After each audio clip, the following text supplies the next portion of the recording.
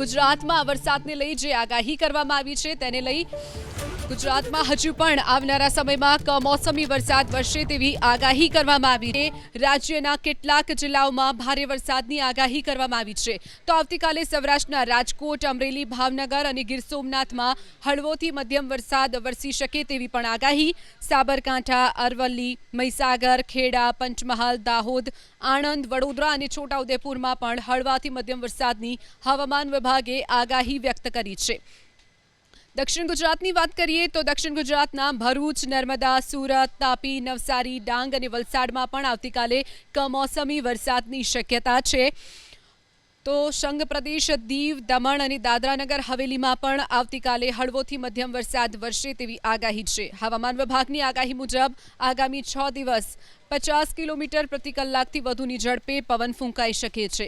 આ તરફ અમદાવાદ, ગાંધીનગરમાં પણ તાપમાનનો પારો 40 ડિગ્રીની આસપાસ રહેવાની શક્યતા છે। આવનારા 6 દિવસ હજુ પણ ગુજરાતના માથે કમોસમી વરસાદનું સંકટ। 22 અને 23 મે રાજ્યના કેટલાક જિલ્લાઓમાં ભારે તો કેટલાક જિલ્લાઓમાં હળવા વરસાદની આગાહી હવામાન વિભાગે કરી છે।